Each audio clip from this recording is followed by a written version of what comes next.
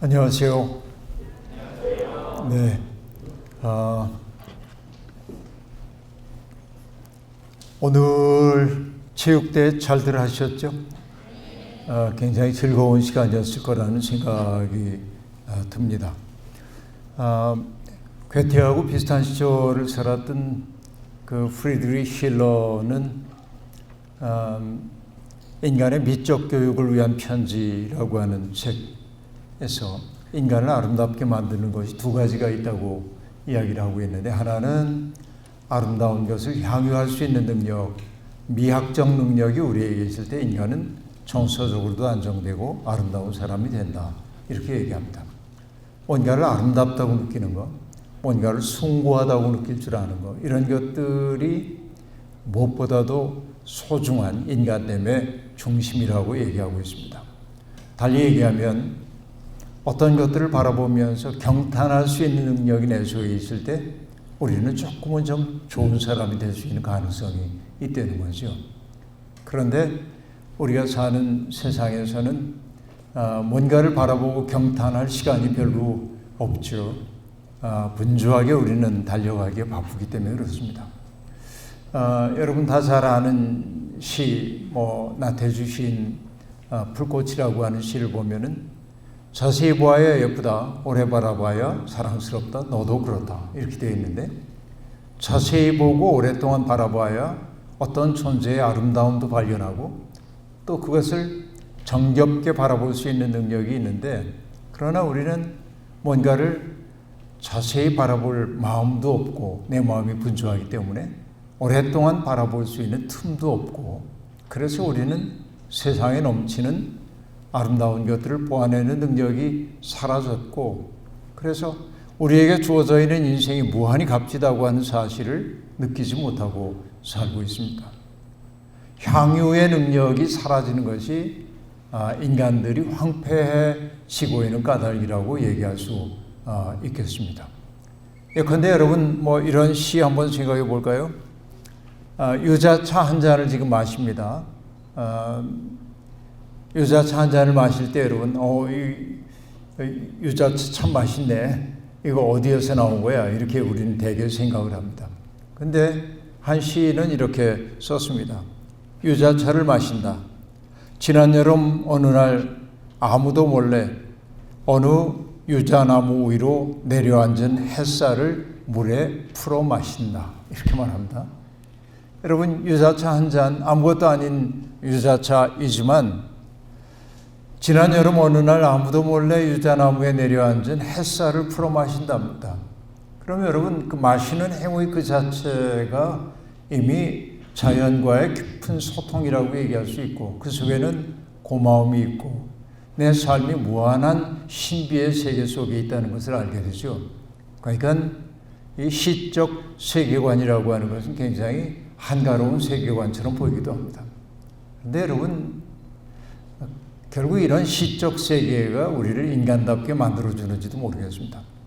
그러니까 경탄의 능력, 향유의 능력, 이런 것들이 우리 속에 있어야 합니다. 특별히 법률가인 여러분들에게 필요합니다. 왜냐하면 여러분들은 사람들 사이에 갈등을 조절하는 그런 역할을 해야 되기 때문에 항상 아름다운 일보다는 그렇지 못한 일들을 늘 접하며 살 수밖에 없고, 나의 내면이 고갈되지 않기 위해서는 언제나 채워지는 것들이 있어야 하는 법이고, 그런 의미에서 여러분들은 뭔가를 향유하고 또 경탄할 수 있는 내적 능력이 생겨나지 않으면 스스로 고갈되기 쉽다 하는 얘기. 실러가 얘기하고 있는 이제 그 두 번째 아주 인간을 아름답게 만드는 것 가운데 하나가 뭐냐면 놀이라고 얘기를 하고 있습니다. 놀이하는 거. 그러니까 이 논다라고 하는 것은 무엇이죠? 어떤 일에, 놀이에 다 몰두하고 있는 아이들을 보십시오. 그 아이들은 아무 걱정이 없는 것처럼 그 속에 온전히 빠져 있습니다. 몰입하고 있습니다. 인간은 몰입할 때 아름답죠. 그러니까 놀기 위해서는 나하고 누군가 함께 놀 수 있는 사람이 있어야 하고, 또 놀이가 유지되기 위해서는 그 속에서 규칙을 지켜가야 하고 이런 것들이 전부 인간됨에 대한 굉장히 중요한 것이죠. 근데 오늘 우리는 놀려고 그러면은 부모님으로부터 끝없이 들었던 얘기가 뭐냐면 그만 놀아라 이런 얘기. 그만 놀고 좀 뭔가를 좀 해. 이렇게 얘기합니다. 나 어린 시절만 하더라도 동네 골목골목마다 동네에 조그만 공터만 있어도 아이들이 바글바글 했고 그리고 심심한 아이가 친구 집에 가서 누구야 놀자 하고 불렀던 거 그리고 또 뭐 할 사람 여기 붙어라 그러고 엄지손가락을 들고 있고 이러면서 신나게 놀았던 그런 경험들이 있습니다. 가난했지만 행복했던 시절입니다. 그러나 안타까운 것은 지금 어린이 놀이터에 아이들이 보이지 않는 것 이런 것입니다. 또 저는 운동을 좋아하기 때문에 비어있는 운동장을 바라볼 때마다 속상합니다. 운동장을 비워놓는 죄를 저지르다니 그렇게 생각할 때가 있습니다. 사람들 다 바쁘기 때문에 그렇습니다. 어느 시인도 이런 얘기를 했습니다. 산과 산 사이에 다리가 이렇게 있는데 다리를 지나가는 사람을 보는 거예요. 어떤 사람은 급한지 풍경도 보지 않고 휙 지나가 버리고 맙니다. 그 사람을 보며 시인이 뭐라고 얘기하냐면 다리를 외롭게 하는 사람 그렇게 말하는데 우리는 정말 소중한 것들을 향유할 능력을 잃어버린 채 그렇게 살고 있는지도 모르겠습니다. 이것이 우리 시대의 비참함이기도 합니다. 그런 의미에서 우리는 함께 놀 사람들이 필요합니다. 이렇게 여러분 분주한 로스쿨에서 공부하고 또 변호사로 일하고 다양한 활동들을 하면서 분주한데 이렇게 2박 3일 동안 와서 수련회를 하는 것도 어떻게 보면 배우기 위한 과정이기도 하지만은 허물없이 만날 수 있는 사람들을 만나는 즐거움도 여러분에게 있기 때문일 겁니다. 유대인 랍비가 썼던 책이 떠오르는데 아인슈타인과 랍비라고 하는 책이었는데 거기에서 흥미로운 이야기가 하나 등장합니다. 어떤 얘기냐면 그 랍비의 외할아버지가 70대 중반쯤 됐는데 할아버지는 남부러울 것이 없는 인생을 살아온 분입니다. 성공적인 커리어를 쌓았고요. 자녀들도 다 잘 돼서 행복해하는 사람입니다. 근데 어느 순간부터 할아버지가 우울에 빠진 것처럼 보였습니다. 소녀는 궁금했지만 차마 할아버지한테 여쭤보지 못하고 엄마에게 묻습니다. 할아버지 무슨 일이 있어요? 왜 저렇게 우울해 보이세요? 그래서 엄마가 할아버지에게 물었습니다. 아버지 무슨 일이 있어요? 왜 우울해 보이세요? 그러자 그 영감님이 이렇게 얘기합니다. 키비츠 할 사람이 없다. 키비츠란 말 여러분 처음 들어보셨죠?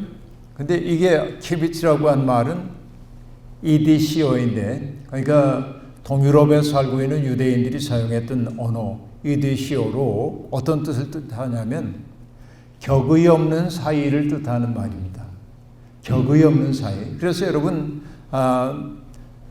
어떤 사람들이 키비츠 하는 사람들입니다. 몰려다니고 수다 떨고 그리고 짓궂게 농담하기도 하고 놀려먹기도 하고 이렇게 마음의 짐을 풀어놓고 막 그냥 지낼 수 있는 이게 바로 이제 키비츠 하는데 나이가 들어서 친구들이 하나 둘 세상을 떠나가니까 키비츠 할 사람이 사라지고 나니까 인생이 적막하더라 하는 얘기입니다. 그렇습니다. 정말 우리는 살다 보면 키비츠 할 사람들이 필요합니다. 그저께도 제가 어떤 교회에 가서 강의를 했는데 나이가 좀 꽤 많은 사람이죠. 이렇게 와서 아주 반가워하면서 얘기합니다. 제가 여고에 교목으로 있을 때 학생이었대요. 그리고 90년에 졸업을 했답니다. 여고를 90년에 졸업을 했어요. 졸업한 다음에 처음 만난 거니까 34년 이 정도 만에 처음 만난 겁니다. 그러니까 나이가 한 50대 중반 가까이 됐겠죠. 정말 오래간만에 만난 그 옛 제자들이 매우 반갑게 그렇게 여겨졌습니다. 그런데 제가 여고에 있을 때 그 한 학생이 내게 했던 그런 이야기들을 제가 참 잊을 수가 없는데, 보내왔던 편지인데 이렇게 얘기합니다. 공부를 잘해야 된다. 너희들에게 이 3년의 세월이 얼마나 중요한지 모른다. 그러니까 이 3년은 내 인생이 없다고 생각하고 몰두해라. 사회와 부모님과 선생님들이 그렇게 얘기해서 그 말을 금과 옥조로 여기면서 공부하는 일에만 몰두하고 살다가 문득 외로운 생각이 들어 고개를 들고 주위를 둘러보니 내 주위에는 아무도 없습니다. 이렇게 얘기했더니 어느 학생이 내게 보냈던 그 편지를 저는 지금도 기억을 하고 있습니다.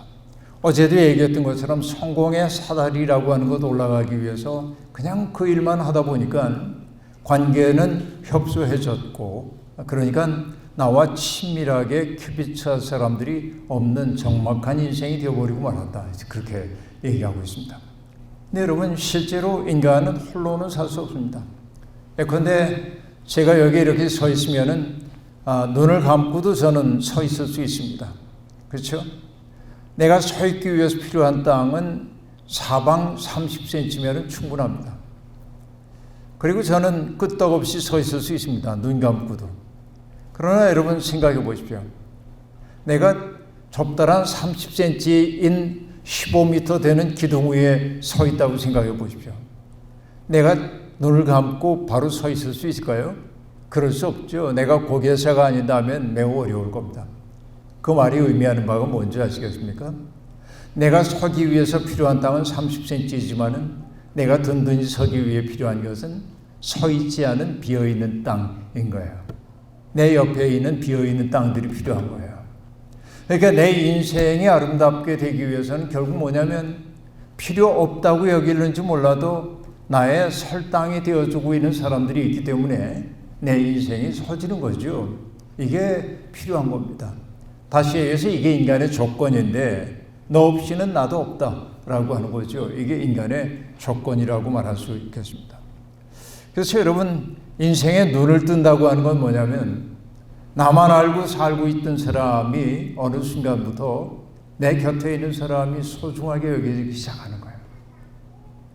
영성의 깊이란 그런 거라고 전 여겨요. 여러분, 우리 옛말에 그런 말 있잖아요.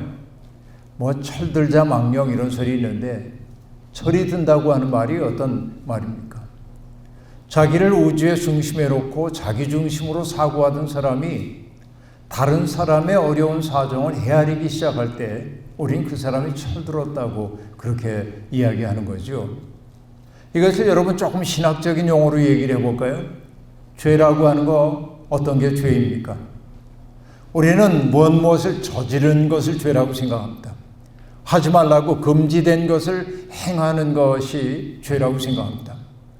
아니, 교회 전통은 금지된 것을 행하는 것만을 죄라고 말하지 않고 마땅히 해야 할 것을 하지 않는 것도 죄라고 얘기합니다.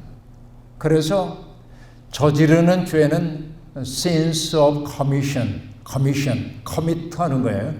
저지르는 죄입니다. 도둑질하지 마라, 간음하지 말아라, 뭐 폭력을 행하지 말아라, 이걸 저질렀으면은 sins of commission, 저지른 죄입니다. 그런데 금방 얘기한 대로 기독교는 더 적극적으로 얘기하죠. 마땅히 해야 할 것을 하지 않는 것도 죄입니다. 누군가를 사랑하라고 얘기했어요. 화해하라고 얘기합니다. 나보다 남을 아껴 여기라고 얘기했습니다. 그러지 못할 때 그것은 태만죄입니다. 그래서 그걸 뭐라고 하냐면 sins of omission이래요. omit, 빠뜨린 거예요. 이게 나태죄라고 얘기할 수 있습니다. 근데 어쨌든 해야 할 것을 하지 않는 죄가 되었든 또 하지 말아야 할 것을 하는 죄가 되었든 그 죄의 중심 동기라고 하는 건 뭐냐?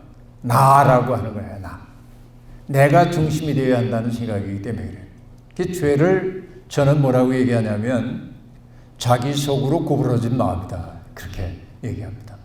자기밖에 몰라요.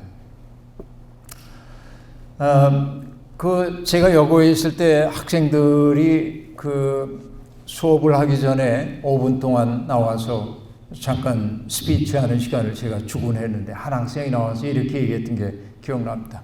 친구들끼리 갈등이 많고 싸우기도 하고 그러니까 그러지 말자고 제안하는 얘기인데, 우리가 누군가를 손가락질하잖아요. 비난하기 위해 손가락질을 할 때 여러분 손 모양이 되게 이렇게 하잖아요. 그 친구가 이렇게 얘기했습니다. 누군가를 비난하기 위해 손가락질을 할 때 한 손가락은 그를 향하지만은 한 손가락은 하늘을 향하고 있고 다른 세 손가락은 자기를 가리키고 있대. 재미나는 얘기였습니다. 그러니까 누구를 비난하는 사람은 사실은 자기를 비난하고 있는 것이고 자기의 부족함을 드러내는 거라고 이제 그 친구가 얘기했습니다. 따지고 보니까 그 말이 수학적으로 맞는지는 모르겠으나 굉장히 깊은 통찰이 그 속에 있죠. 그런데 그 친구가 또 이렇게 얘기합니다. 누구를 보고 엄지척 해주는 거 있잖아요. 이렇게. 야, 좋다, 최고다. 그럴 때 그 엄지척을 하면 하나는 하늘을 가리키고 넷은 자기를 가리키네. 여러분, 인간의 그 7가지 죄의 뿌리를 교회 전통이 얘기하는데 그 중에 하나가 인색함인데, 어제도 얘기를 했나요? 그 인색함 가운데 돈 안 쓰는 것만이 인색함이 아니라 타자들을 흔쾌하게 인정하지 않는 마음도 인색함이라고 얘기를 했습니다. 왜 인정을 하지 못할까요? 내가 중심이 되지 못하기 때문에 그렇습니다. 그를 칭찬하는 순간 내가 작아지는 것처럼 느끼기 때문에 그렇습니다. 이게 인간의 버릇입니다. 그러니까 내가 여전히 죄 가운데 있는지 아닌지를 보려면 나 중심으로 사고하고 있는지를 보면 되는 거예요. 그래서 여러분, 독일의 순교자인 데이티 보네퍼 목사가 기독교인을 가리켜서 뭐라고 얘기합니까? 타자를 위한 존재라고 얘기합니다. Being for others, 그렇게 얘기한단 말이에요. 그러니까 나만을 위해 사는 존재가 아니라 타자를 위해 살아가는 거예요. 그 삶의 궁극적인 모습을 보여준 것이 누구입니까? 예수 그리스도이죠. 우리가 그런 예수님을 믿는 거죠. 그러니까 예수 그리스도를 믿는다라고 말하면서도 오늘 우리는 예수를 얼만큼 닮았는지를 돌아봐야 합니다. 지금은 그 책이 번역됐습니다마는 로빈 마이어스라고 하는 사람의 책이 있는데, 번역되기 전에 제가 이제 원서를 이렇게 읽게 되었습니다. 그 책을 찾아 들게 된 까닭이 뭐냐면 제목이 너무 발칙해서였습니다. 그 제목은 뭐냐면 Saving Jesus from the Church. 교회로부터 예수를 구하라. 그렇게. 여러분, 얼마나 도전적인 제목입니까? 교회가 예수를 볼모로 잡고 있다고 하는 그런 내용이 제목 속에 이미 반영되어 있습니다. 근데 거기 부제가 어떻게 되어 있냐면 How to stop worshiping Christ. 어떻게 그리스도를 경배하는 일을 그만두고 How to following Jesus 그래요. 어떻게 예수를 따를 것인가 라고 하는 거. 예수를 경배하는 것은 쉬워요. 주님 영광 받으소서. 참 대단하십니다. 우리는 당신이 우리의 구원자라고 믿어요. 고맙습니다. 이건 쉬워요. 그러나 예수를 따라 산다고 하는 건 여간 어려운 일이 아닙니다. 그런데 예수님이 갈릴리 어부들을 부르실 때 나를 믿어라 그러지 않고 나를 따라라 그렇게 얘기하셨단 말이에요. 그리고 주님이 말씀하셨습니다. 나더러 주여 주여 하는 사람이 하나님 나라에 들어가는 게 아니다. 하늘에 계신 분의 뜻을 행하는 사람이라야 하나님께 속해 있다고 주님은 그렇게 말씀하셨습니다. 제자들에게도 말씀하셨습니다. 너희의 의가 바리새인과 서기관의 의만큼 되지 못하면 그게 믿음이겠느냐 말이죠. 주님은 그렇게 말씀하셔요. 이 한국교회 나쁜 습관, 아니 아주 이상한 가르침 하나가 있습니다. 그게 뭐냐면 솔라라고 한 말 때문에 빚어진 일입니다. 솔라 피데, 솔라 그라치아, 솔라 스크립투라, 솔리 데오 글로리아. 그렇죠? 종교개혁의 원리로 굉장히 중요하다고 얘기해요. 개혁자들이 그런 이야기를 한마디씩 하긴 했지만은 금방 얘기했던 5가지 원리를 다 얘기하지 않아서 이건 아주 나중에 신학자들이 그렇게 요약을 한 것일 뿐입니다. 근데 우리는 오직 믿음으로만 이렇게 얘기해요. 오직 믿음으로만 제한을 하고 있단 말이에요. 그러니까 이것을 설명하기 위해 꽤 많은 목회자들이 뭐라고 얘기하냐면 우리가 구원함을 얻는 것은 주님을 믿음으로 구원함을 받는 거지 행위로 구원함을 받는 게 아니다 라고 얘기합니다. 제게 그 말이 맞습니까? 라고 물으면 맞다고 저는 대답합니다. 그래요. 우린 믿음으로 구원함을 받아요. 그러나 너무나 많은 사람들이 믿음 아닌 것을 믿음으로 알고 있다는 데 문제가 있어요. 이게 훨씬 더 심각한 문제예요. 자기가 믿는 줄로 알고 있는데 사실은 예수 믿는 게 아닌 경우가 대부분이다 하는 얘기입니다. 여러분, 야고보서도 얘기합니다마는 행함이 없는 믿음은 죽은 믿음이다 라고 얘기했습니다. 그러니까 내가 구원받기 위해서 공적을 쌓아서 구원받을 수 있냐, 이건 아니에요. 그건 분명히 아니에요. 그런 의미에서 믿음으로 구원받는다는 말이 옳아요. 그러나 내가 정말로 예수를 믿는다고 한다면 믿음이라고 하는 건 결국 어떤 것이겠습니까? 자, 믿음의 네 가지 층위가 있는데요. 하나는 뭐냐? 예수 그리스도의 삶과 가르침에 대해서 내가 동의하는 거예요. 라틴어로 assensus 그렇게 얘기해요. 영어로 얘기하면 assent입니다. 동의하는 거예요. assensus. 그러니까 여러분, 예수 그리스도의 가르침, 맞아, 그게 마땅히 인간이 어떻게 살아야 하지 기독교가 우리에게 가르쳐줘요. 루터가 우리에게 그리스도인의 자유가 뭔지에 대해 가르쳤고, 칼빈의 가르침이 어떠하고, 이게 내가 교회에 속해 있기 때문에 내가 이걸 인정해요. 이게 믿음 가운데 첫 번째 층위입니다. 그런데 faith as a fiducia라고 말하는데, 이 fiducia라고 하는 건 뭐냐면 신뢰로서의 믿음이에요. 내가 하나님을 신뢰한다라고 하는 것입니다. 신뢰란 어떤 것이에요? 맡기는 거죠. 내가 누군가를 정말로 신뢰한다고 얘기할 때 나는 전폭적으로 나를 그분에게 맡길 수 있는 것입니다. 그러니까 여러분, 예수님이 물 위를 걸어오시는 것을 보고 베드로가 나도 물 위를 걷게 해달라고 얘기할 때 베드로가 주님이 오라 하시는 말을 듣고 배 밖으로 발을 내밀었어요. 길 없는 곳에, 그렇죠? 바닥조차 보이지 않은 곳에 발을 내밀었어요. 이게 신뢰죠. 하나님에 대한 신뢰입니다. 이게 맡김입니다. 그 다음에 faith as fidelitas라고 하는 게 있어요. 그것은 뭐냐면 신실함입니다. 하나님의 백성이 되었다고 하는 것은 어떤 것을 의미해요? 하나님과 언약이 맺어졌어. 어제 시내산에서 하나님과 그 백성 사이에 언약이 맺어졌다고 얘기했습니다. 언약은 뭐죠? 약속입니다. 계약과 언약은 다릅니다. 계약은 영어로 contract라고 얘기하죠. 계약이 성립되기 위한 조건은 뭡니까? 이익이 있어야 돼. 저 사람과 내가 계약을 하는 까닭은 뭐냐면 이익을 얻기 위해서입니다. 이익이 사라지는 순간 계약은 파기될 수밖에 없습니다. 그러나 여러분, 언약이라고 하는 것은 이익이 동기가 아닙니다. 상호 서로에 대한 깊은 사랑과 신뢰 속에 맺어지는 겁니다. 그래서 여러분, 우리가 결혼할 때 결혼에서 제일 중요한 게 뭐예요? 서약하는 시간이죠. 그러니까 결혼 서약을 할 때 여러분, 우리 뭐라고 얘기합니까? 당신의 매력이 유지될 때까지만 사랑하겠습니다. 안 그러잖아요. 당신이 건강할 때까지만 내가 당신 사랑하겠습니다. 당신이 돈을 많이 벌 때까지만 사랑하겠습니다. 안 그러잖아요. 기쁠 때나 슬플 때나 병들었을 때나 건강할 때나 죽음이 우리를 갈라놓기까지 함께 하겠습니다. 이게 언약이잖아요. 약속이잖아요. 그러니까 여러분, 약속은 상호 신실하겠다고 하는 서로에 대한 신뢰의 표현이기도 하지요. 하나님과 우리 사이에도 그런 신뢰가 있어야 합니다. 하나님이 내가 원하는 것들을 다 이루어주기 때문에만 하나님 사랑하는 것 아니고, 하나님 그냥 그분이 좋아서 믿어야 돼. 예수 그리스도 그분 따르는 게 그냥 좋아서 내게 뭔가 보상을 주기 때문이 아니라 그냥 그분이 좋아서 믿는 것.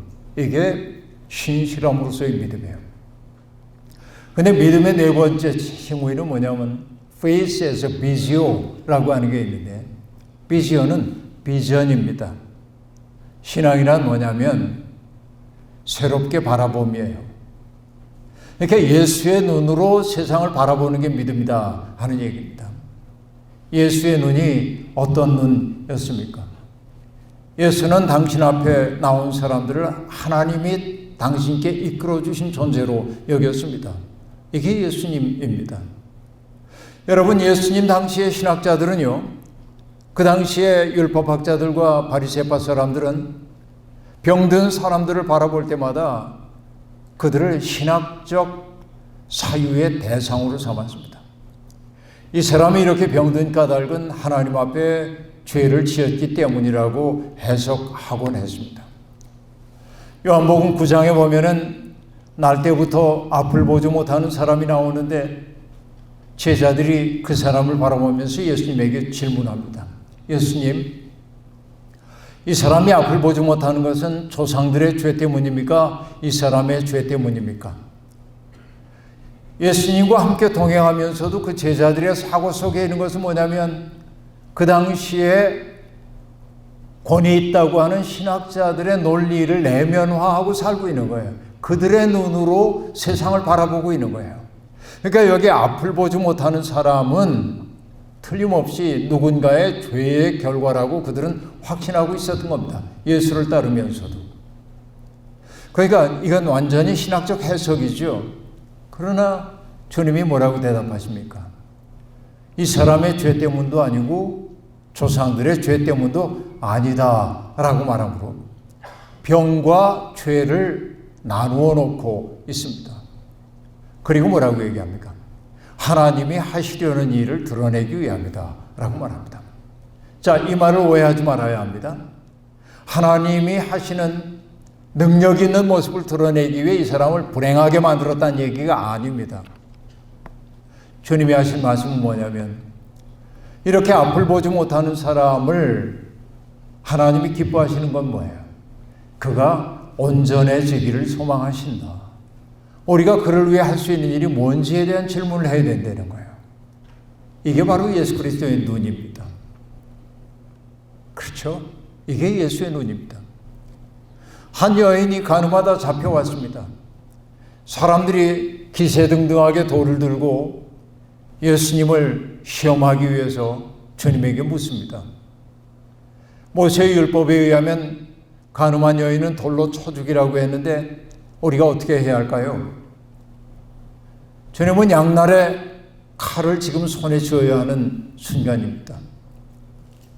죽이면 안 돼 하고 얘기하면 모세의 율법을 거역하는 게 되고 죽이라고 얘기하면은 무정한 사람이 되는 거죠. 그동안 해왔던 사랑의 가르침이 무너지는 것이죠. 그때 주님이 하셨던 것은 뭐죠? 너희 중에 죄 없는 자가 돌로 쳐라 라고 얘기합니다. 그리고 여러분, 제가 이 대목에서 정말 놀라는 게 뭐냐면 예수님이 딱 마주서가지고 그와 대결하면서 너희 중에 죄 없는 자가 돌로 쳐 하고 그들을 노려보고 있었다고 한다면 이게 마주서서 전쟁이 벌어지고 있는 것이기 때문에 그들은 방어 기제가 작동돼 가지고 돌을 던졌을 수도 있습니다. 근데 주님이 하신 일이 뭐냐면 그들과 시선 마주치지 않고 엎드리셔서 땅바닥에 뭔가 쓰셨다 하고 얘기합니다. 그들의 시선이 마주쳐야 할 시선이 없을 때 그들은 자기를 성찰하게 되죠. 그래서 하나둘 돌을 내려놓고 떠났다라고 얘기합니다. 제가 이런 얘기, 그 시선을 낮추는 이 얘기를 했더니 한 여성이 제게 그렇게 얘기합니다. 제 말에서 한 걸음 떠나가서 목사님 말씀을 듣고 보니 감동이 돼요. 뭐가 감동됩니까? 하고 얘기했더니 주님은 그 여인의 그 처지까지 당신의 몸을 낮추심으로 그들이 돌을 던지면 돌을 맞을 수 있는 자리에까지 함께 서심으로 그 여성에게 위협적으로 느껴지지 않은 공간을 창조하셨대. 이건 여성들만이 알 수 있는 것이죠. 우리 사회에서 여성들만이 느낄 수 있는 그런 감성이라고 생각을 해봅니다. 여러분, 저는 남자이기 때문에 어두운 골목길 갈 때 별로 공포를 느끼지 않는데 요즘 하도 흉악해서 요즘 걱정되기도 하지만은 누가 이렇게 오고 그러면 뒤에서 저벅저벅 오면 어두운 골목에서 무섭기도 하죠. 저는 그래서 어두운 골목에서 앞에 여성이 지나가면은 아예 발걸음을 늦춰서 뒤쳐져서 그분 다 간 다음에 가든지, 아니면 급한 일이 있으면은 뒤에서 말합니다. 실례지만 좀 지나가겠습니다. 이렇게 얘기하고 지나갑니다. 왜? 그분들이 얼마나 어려울까 하는 생각을 하기 때문에 그러합니다. 그러니까 여러분, 주님이 그 다음에 하신 일은 무엇입니까? 너를 정죄하던 자들이 어디 있냐 물으셨고, 아무도 없습니다 라고 말하자, 나도 너를 정죄하지 않는다. 돌아가서 다시는 죄를 짓지 말아라. 이렇게 얘기합니다. 그러니까 여러분, 예수 그리스도가 하고 있는 이 일은, 예수님의 시선이라고 하는 것은 뭐냐면 누군가를 규정 속에 가두어 두지 않는 거예요. 한 가지만 더 얘기를 해볼 텐데요. 여러분, 옛날에 원주에 지학순이라고 하는 가톨릭 주교님이 계셨습니다. 아마 나이가 50대 이상, 거의 60 가까이 돼야 그분을 기억을 하실 텐데, 이분은 굉장히 유명한 분이에요. 한국 주교 가운데 민주화 운동으로 해서 굉장히 헌신했던 그런 분입니다. 근데 그 원주의 역전에서 주교님이 살고 있는 집까지 이렇게 가려면 지름길은 유곽을 통과해 가야 합니다. 거리에 여인들이 있는 유곽을 통과해 가야 하는데, 그러니까 이 주교님은 언제나 기차에서 내리면은 먼 길을 우회해 가지고 주교주하로 들어갔습니다. 사택으로. 근데 그날은 몹시 피곤했든지 아니면 분주하셨든지 유곽을 통과하는 길 쪽으로 접어들었습니다.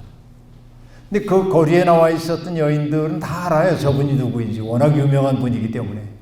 근데 장난스러운 생각이 들어가지고 이 주교님의 팔을 덥석 붙잡았어요. 그리고 이렇게 얘기했습니다. 할아버지, 놀다 가세요. 그럼 여러분 같으면 어떻게 하시겠습니까? 만약에 나라고 한다면, 내가 목사인데 이 유곽을 통과하는 것만 해도 이거 추문거리가 될 수 있는데, 한 여인이 팔짱을 탁 끼고 나를 붙잡고 있는 걸 누가 보면 어떡하나. 어휴, 왜 이러셔요? 놓으라고. 그러고는 빨리 달아날지 모른다. 근데 이 주교님이 뭐라고 얘기했냐면, 할아버지 놀다 가세요. 그랬더니 놀 틈 없다. 대꾸를 해요. 대꾸 하니까 재밌잖아요. 틈 없으면 짬을 내세요. 짬도 없다. 짬 없으면 새라도 내세요. 새도 없다. 그리고 주머니를 뒤적뒤적해서 지갑을 꺼내더니 돈을 그 여인의 손에 이렇게 넘겨주면서 뭐라고 말하냐면, 얘따 사탕이나 사 먹어라. 그러고 갔다는 거예요.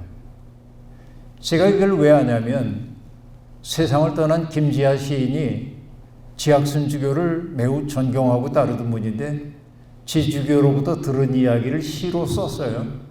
제가 얘기한 그대로 썼어요. 얘따 사탕이나 사 먹어라. 그리고 돈을 줬다는 거예요. 시는 그렇게 끝납니다. 그런데 저는 상상을 하기 시작해요.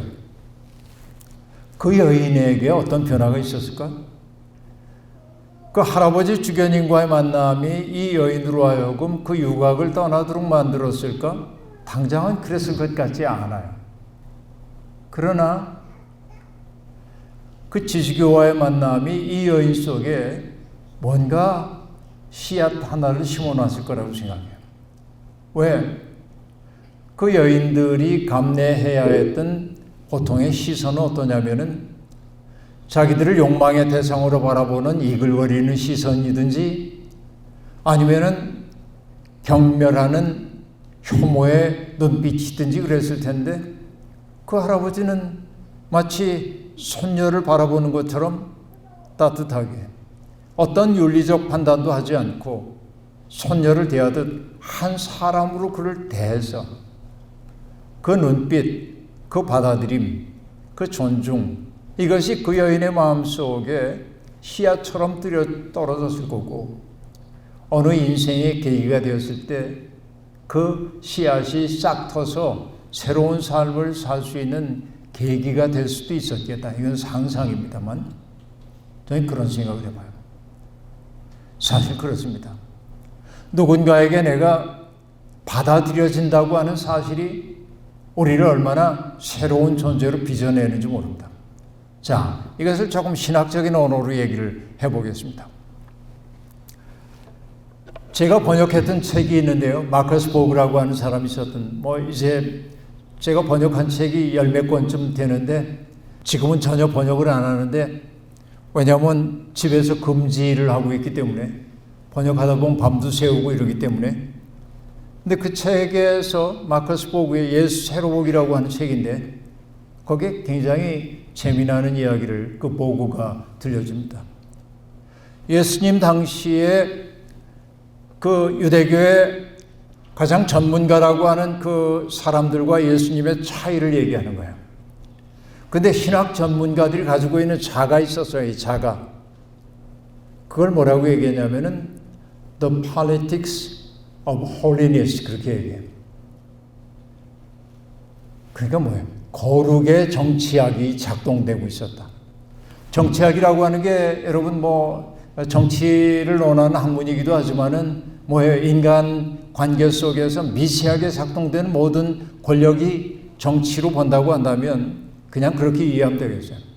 그들의 척도가 뭐냐면 이 거룩함이라는 척도예요. 이거 가지고 다 재는 거예요. 어떤 사람은 이걸 가지고 재는 거예요. 미치지 못하면 어떻다고 얘기합니까? 불결해. 거룩하다, 속되다. 의롭다, 죄인이다. 유대인이다, 이방인이다. 남자다, 여자다. 그렇게 나눠요. 세상을 다 갈라놔요. 그게 뭐냐면 가름의 이쪽 편에 있는 사람들은 뭐라고 말합니까? we 그래요. 우리. 가름의 저쪽 편에 있는 사람들은 뭐라고 하냐면 them 그래요. 그래서 we them 디카텀이에요. 우리와 그들 이분법이에요. 우리는 그들을 마음껏 경멸해도 됩니다. 그들은 죄인으로 규정해도 괜찮아요. 그들을 혐오해도 괜찮아요. 그들을 더럽다고 말할 수 있어요. 바리새파 사람과 세리의 기도 우리가 압니다마는 세리가 그 바리새파 사람 기도할 때 그러죠. 나는 일주일에 이틀씩 금식하고 11조를 빠뜨리지 않고 바치고 하나님을 예배합니다. 그리고 저 세리와 같지 않은 것을 내가 감사합니다. 그들은 언제나 이것 가지고 경멸해야 할 사람들을 만들어냅니다. 그러니까 그 당시에 유대교의 종교적 세계라고 하는 것은 언제나 경멸해야 할 대상을 만들므로 수립되는 거예요. 그러니까 여러분, 우리가 아니라 그들에 속해 있는 사람들은 언제나 죄인으로 규정당합니다. 그늘이 생길 수밖에 없습니다. 그런데 여러분, 예수 그리스도가 가지고 있는 자는 전혀 다른 자였어요. 그 자의 이름이 뭐냐? The politics of compassion입니다. compassion. compassion이 뭐예요? 자비이죠. 자비. 영어로 compassion, 그런 common 함께라는 뜻이고 passion은 suffering, 고통받는다라고 하는 얘기니까 함께 아파하는 거예요. 그러니까 예수 그리스도는 자비로운 분인데 어떤 분이냐면 어떤 사람의 아픔을 바라보면서 해석하는 존재가 아니라 주님이 한 일은 뭐예요? 그의 아픔을 함께 겪어냈죠. 그의 슬픔을 당신의 것으로 받아 안았죠. 이게 compassion이란 말이에요. 독일 말로 연민을 뜻하는 단어는 미트라이드인데 미트라이드라는 건 똑같아요. 라이드는 고통이고 미트는 함께라는 뜻이에요. 같은 얘기예요. 그러니까 예수 그리스도는 어떤 대상들을 바라볼 때 나의 신학적인 척도를 가지고 어떤 사람 함부로 재단하지 않았어요. 그리고 뭘 했습니까? 그의 연약함까지 당신의 것으로 가져와요. 유대교의 정결법에 의하면은 병든 사람이나 나병 환자나 이런 사람들은 불결한 사람입니다. 접촉하면 안 됩니다. 근데 주님은 어떻게 합니까? 그들과 접촉함으로 그들의 불결함을 당신 속으로 가져와요. 이게 예수적 삶이죠. 주님은 그렇게 하는 거예요. 그러니까 여러분, 예수 그리스도가 있는 곳에서 벌어지고 있는 것들이 결국 뭐냐면은 사람들이 회복되었단 말이죠. 그래서 나타나는 게 뭡니까? 잔치가 벌어졌다. 예수 운동의 가장 중요한 특색이 뭐냐? 식탁 공동체가 일어나는 거예요. 사람들이 함께 만나 음식을 나눠요. 여러분, 음식을 함께 나눈다고 하는 것은요, 원수들과 음식을 함께 나눌 수는 없는 법입니다. 잔치가 벌어졌다고 하는 것, 잔치는 구약 성서에서 늘 하나님이 주시는 천국 잔치를 상징하기도 합니다. 예수가 계신 곳에 잔치가 벌어졌다. 그 잔치 자리에서는 여러분 모두가 다 흥겨운 거예요. 기쁜 거예요. 그와 함께 하는 것이. 그렇죠? 예수가 있는 곳에는 잔치가 벌어졌어요. 그게 여러분 가장 극적으로 드러난 사건이 무엇입니까? 요한복음 2장에 등장하고 있는 가나의 혼인잔치 사건이란 말이에요. 포도주가 떨어져 가지고서는 잔치의 흥이 깨질 수도 있을 때 주님은 물을 포도주로 변화시킴으로 그 잔치를 흥겹게 만드시잖아요. 사람들이 칭찬합니다, 주인에게. 아니, 보통은 좋은 거 내놓고 술 취하고 그러면 나쁜 거 내놓는데 어떻게 뒤에 더 좋은 거 내놨냐고. 주님이 계신 곳에서 삶이 점점 아름다워지는 거예요. 축제가 벌어지는 거예요. 여러분, 바이런의 일화 잘 아시죠? 옥스퍼드 대학을 다닐 때 시험을 보는데 시험 문제가 뭐냐면 요한복음 2장에 나오는 그 물이 포도주로 변화되는 사건을 설명해 보려는 거예요. 그 바이런이 답안지 작성하지 않고 창밖만 울끄러미 바라보고 있습니다. 시험 시간이 끝나가는데 그 교수님이 한 글자라도 쓰라고. 그래서 바이런이 이렇게 썼답니다. 물이 주인을 만나자 얼굴을 붉혔다. 이렇게 포도주로 바뀐 걸 여러분 놀라지도 않으시는군요. 그 정도야 뭘 그런 표정들이십니까? 저는 그거 보면서 너무 놀랐어요. 와, 여러분 A4 몇 장 쓰는 것보다 그 한마디가 모든 걸 다 얘기하고 있다고 여겨지는데. 그러니까 여러분 정말 그 예수 그리스도가 있는 곳에서는 그런 변화의 사건이 일어났단 말이죠. 그러니까 예수님이 병든 자 고쳐주고 또 귀신 들린 사람들을 고쳐주잖아요. 제가 늘 얘기합니다. 여기 이제 유리컵을 아까 갖다가 사기 그릇을 갖다 주셨는데 제가 이렇게 만져도 여러분 걱정 안 하셔도 됩니다. 손 벨 일이 없잖아요. 근데 이게 바닥에 떨어지게 되면은 깨지죠. 조각납니다. 그럼 어떻게 돼? 모든 조각난 것은 날카로운 면이 있습니다. 날카로운 것은 누군가를 찌르도록 되어 있습니다. 근데 여러분, 우리가 예수님 당시에 그렇게 많은 귀신 들린 사람이 있었다고 하는 건 뭐냐면 로마의 국가폭력과 밀접한 관계가 있습니다. 예수님이 사셨던 갈릴리 나사렛에서 멀지 않은 곳에 세포리스라고 하는 곳이 있는데 그 세포리스에서 주님이 탄생하기 몇 년 전에 로마에 대한 반란이 일어났고 로마는 자기의 군단을 보내가지고 군단은 6,000명 내지 8,000명쯤 되는 군인들인데 세포리스를 초토화시키고 그 운동에 동참했던 남자들과 여자들을 십자가에 못 박았습니다. 길가에 십자가를 못 박고 본을 보였는데 몇 개의 십자가가 지어졌냐면 1,500개의 십자가 처형 사건이 벌어진 겁니다. 그 갈릴리라고 하는 인구가 많지도 않은 그곳에서 1,500명이 처형을 당했다고 하는 건 뭐 어떤 얘기냐면은 한 집 걸로 한 집 정도는 죽은 사람과 여한 형태로든 연관이 있다고 봐야 할 겁니다. 한두 사람이 죽는 것도 오래 기억에 남는데 그렇게 많은 사람들이 죽임을 당했어요.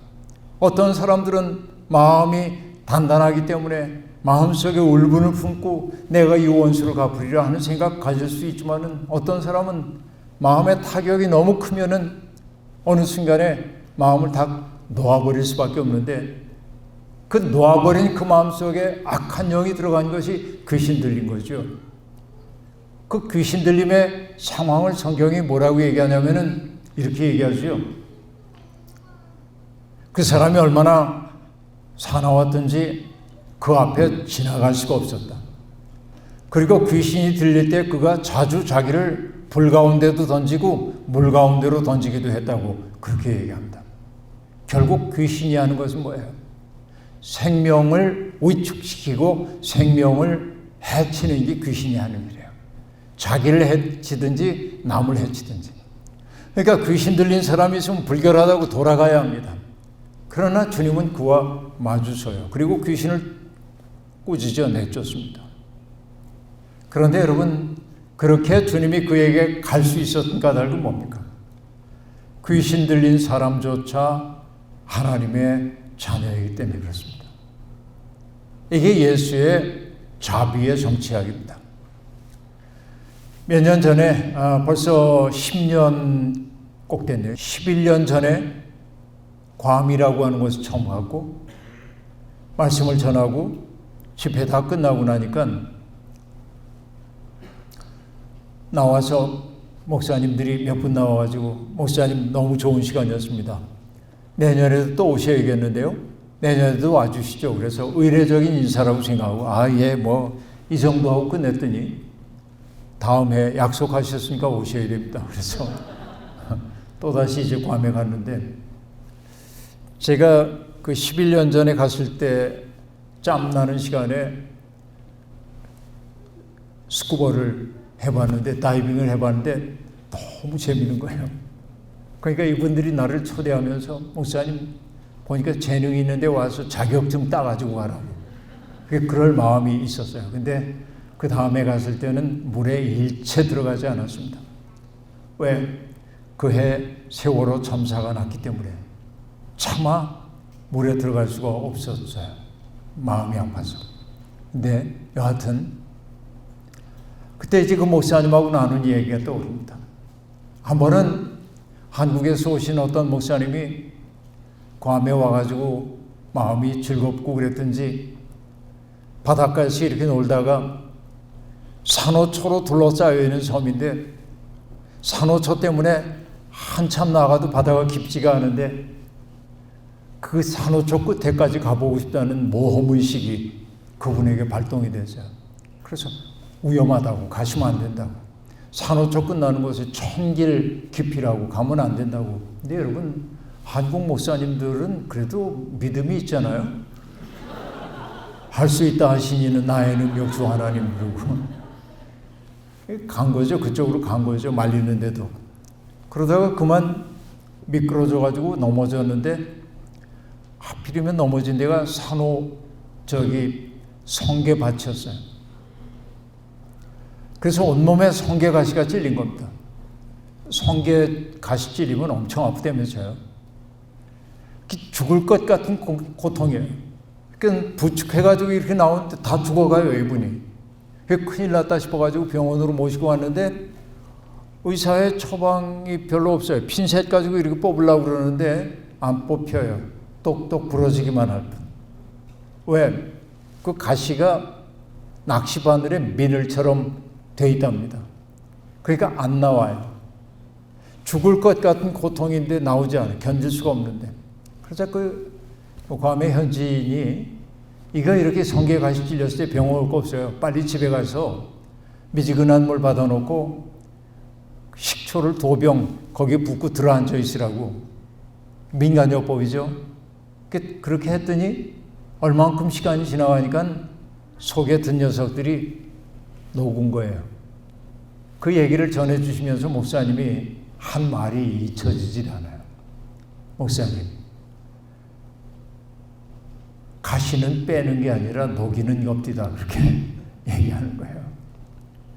여러분 살다 보면 우리의 마음속에 수없이 많은 가시들이 박힙니다.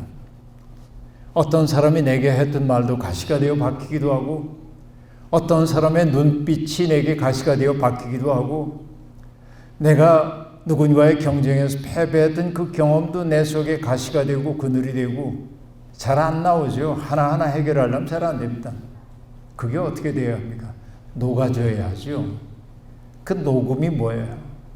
눈물로 녹아내리는 거죠.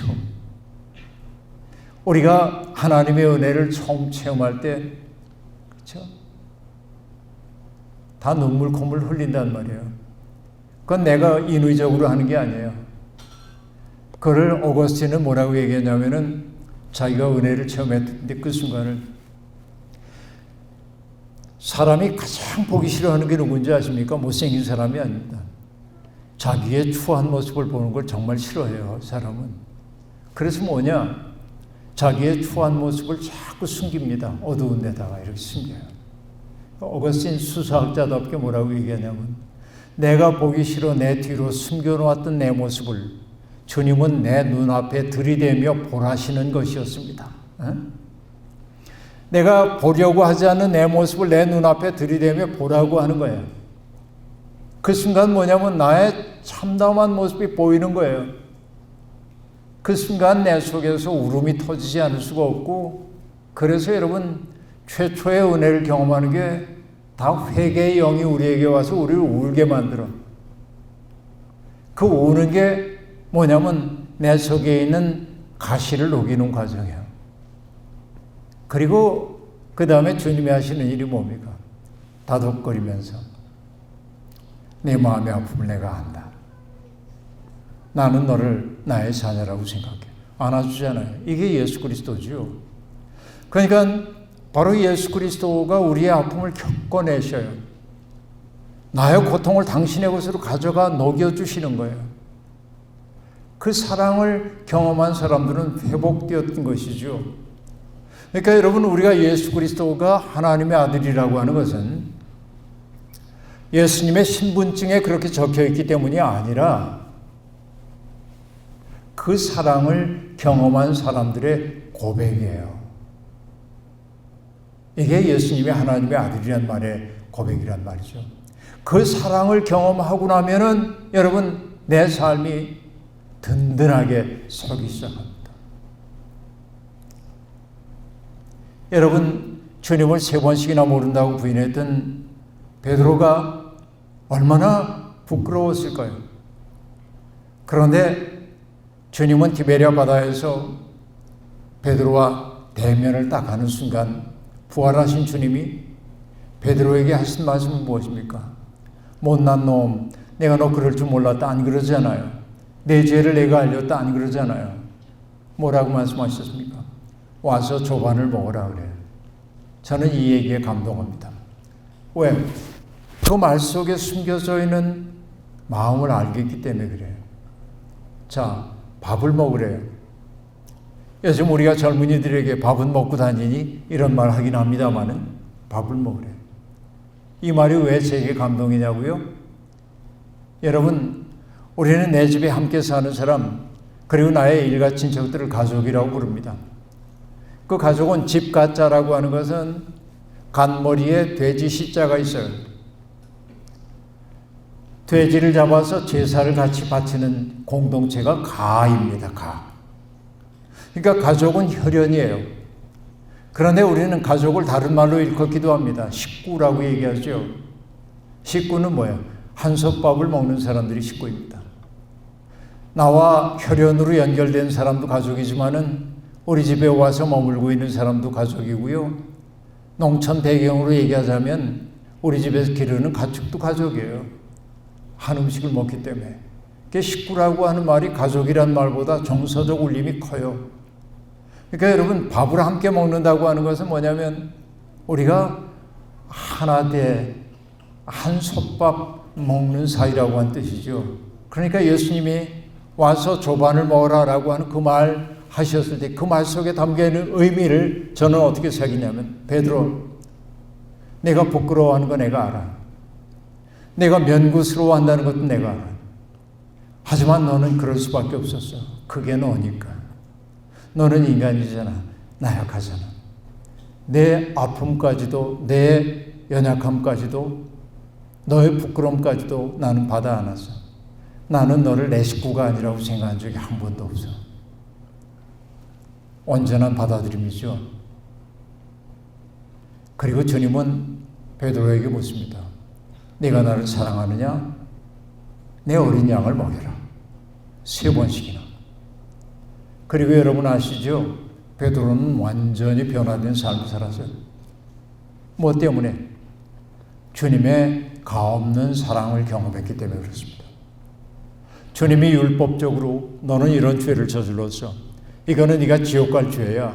이랬다면 베드로는 저항했을지도 모릅니다. 그러나 사랑이 녹여낸 거죠. 우리 앞에 두 가지 길이 있습니다.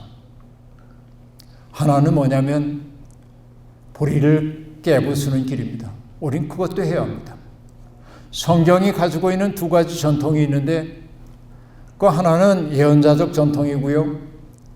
예언자들은 어떤 역할을 하는 사람들이었습니까?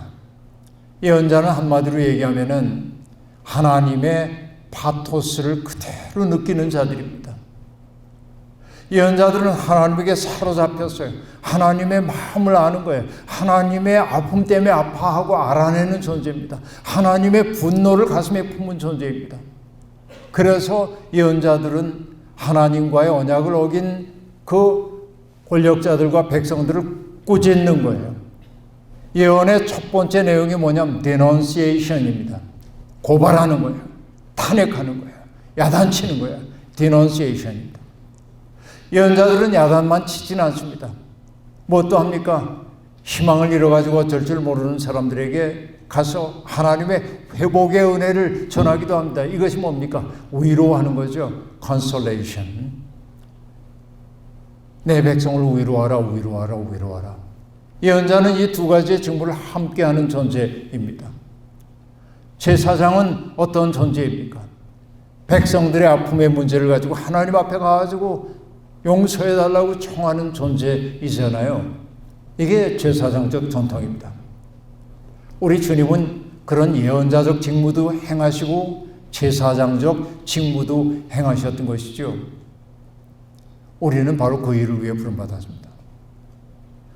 때때로 우리가 살고 있는 이 세상이 너무 냉랭한 세상이기 때문에 우리의 마음이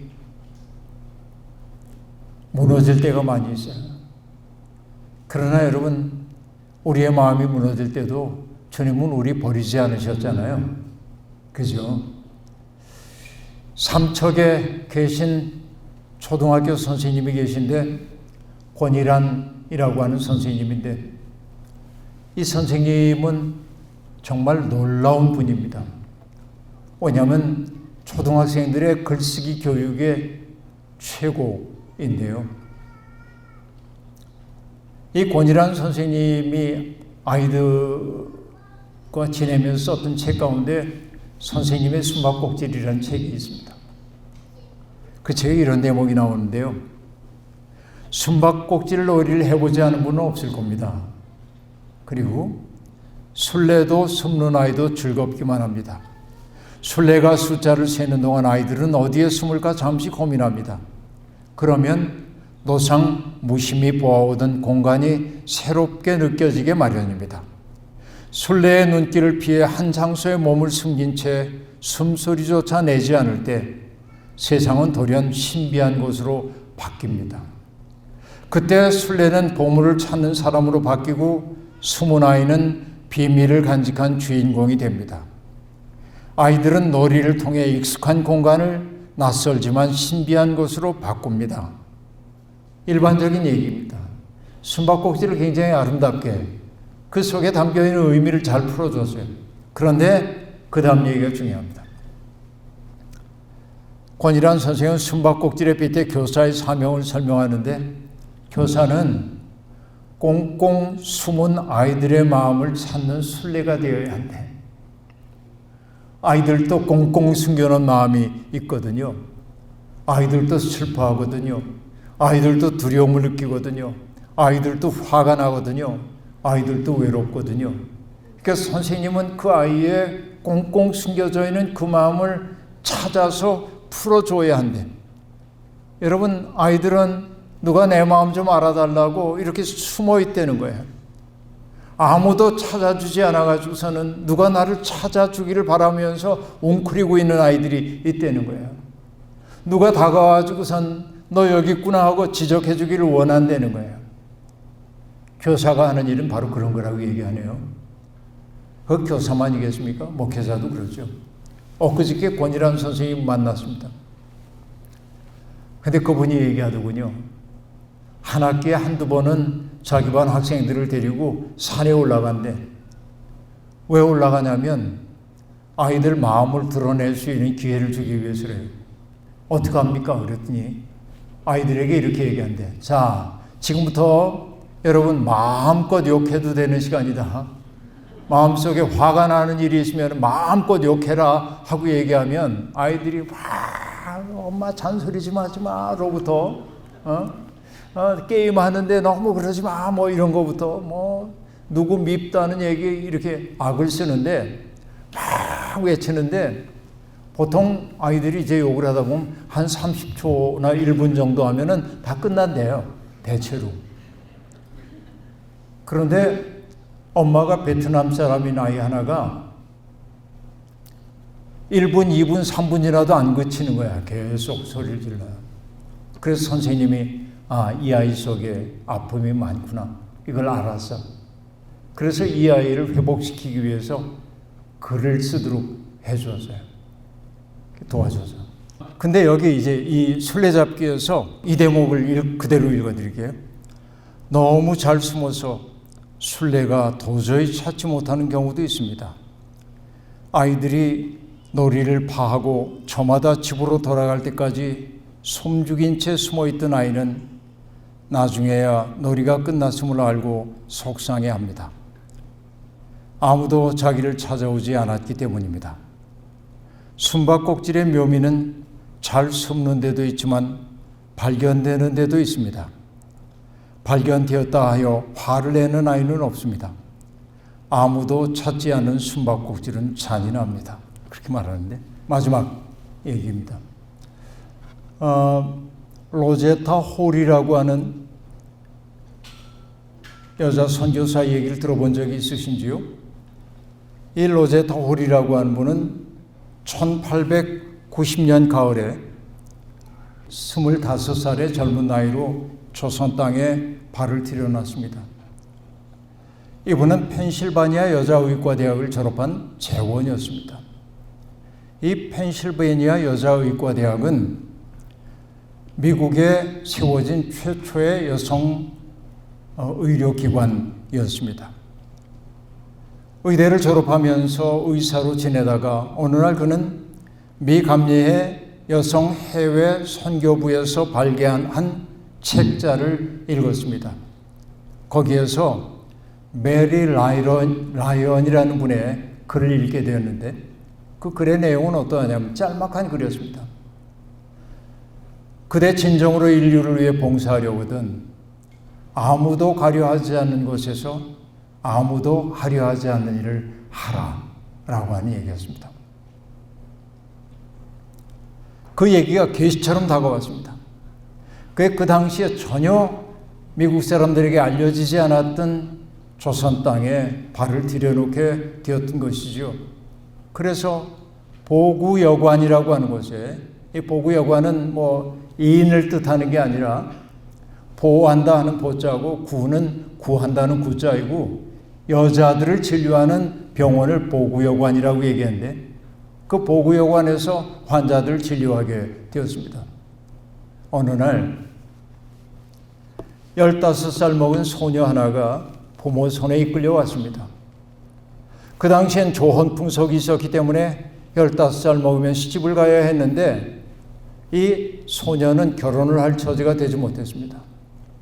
어릴 때 입었던 화상 때문에 손가락이 손바닥에 붙었기 때문에 그렇습니다. 자기 잘못이 아닌데도 불구하고 부모는 그 사실을 매우 수치스럽게 여기고 있었습니다. 그 소녀의 손을 보고 나서 로제타 홀은 이게 분리할 수 있는 수술임을 알아차렸습니다. 손바닥과 손가락을 분리 수술을 하고 그리고 피부를 이식하면은 치유할 수 있다는 생각이 들어서 그 부모에게 얘기했습니다. 이 소녀의 피부를 절개해서 이식을 하는 게 좋겠다고. 그래서 여러분 그 당시에 조선에서 피부 이식 수술이라는 건 상상도 할 수 없는 일이기 때문에 무슨 그런 해괴한 말을 하냐고 깜짝 놀라며 거절을 했습니다. 설득해도 듣지 않자 로제타 홀은 어떤 조치를 했을까요? 자기의 피부를 띄어서 소녀의 손에 이식해 주었습니다. 그 광경을 보고 있었던 이와 학당의 어린 학생 하나도 장난꾸러기였는데 마음에 감동이 돼가지고 자기의 피부도 저 아이에게 이식해달라고 해서 피부 이식 수술을 해주었습니다. 그것이 그 부모에게 얼마나 큰 감동이었겠습니까? 그래서 그 소녀의 어머니는 자기의 손가락을 깨물어서 혈서로 감사 편지를 보내왔고, 그래서 로제타 홀은 그때의 그 경험이 내가 인류를 위해, 그대 정말 인류를 위해 봉사할 마음이 있거든 아무도 가지 않은 곳에서 아무도 하지 않는 일을 하라고 하는 그 이야기를 자기가 구현하고 있다고 하는 사실을 기꺼운 마음으로 받아들였고, 나중에 남편은 청일전쟁 벌어진 평양에 가서 사람들을 돌보다가 거기에서 병 걸려서 남편 죽고 4살 박이 어린아이도 죽고, 그런데도 불구하고 끝끝내 이 땅에서 의료 봉사를 하다가 세상을 떠난 분입니다만, 결국은 그분들을 사로잡고 있는 것은 무엇입니까? 다른 거 아닙니다. 양화진에 가보면은 선교사들의 묘역이 있는데, 그 선교사 묘역에 쭉 둘러보다가 이분들은 어떤 마음으로 이렇게 와가지고서는 이 고생을 했나 하는 생각을 저는 가져보다가 어느 가족 묘에서 실마리를 찾았습니다. 거기에서 뭐라고 얘기하냐면 사나 죽으나 우리는 주의 것이로다 하는 말이었습니다. 바로 그런 삶이죠. 우리는 바로 그 일을 위해 부름받은 사람들입니다. 우리가 정녕 예수 그리스도를 믿는 사람들이라고 한다면 바로 우리가 예수 그리스도의 손과 발로 부름을 받았다는 사실을 잊지 말아야 합니다. 내 마음의 상처, 내가 가지고 있는 어려움, 이 문제 풀어달라고 주님께만 할 것이 아니라 어제부터 얘기했지만은 나의 꿈을 이루어달라고 하는 주님의 손과 발이 되는 것이 바로 진정한 믿음임을 여러분 잊지 말기를 바라고요. 그 삶의 길에서 여러분이 진실한 행복을 누릴 수 있으면 좋겠다 하는 생각을 제가 해봅니다.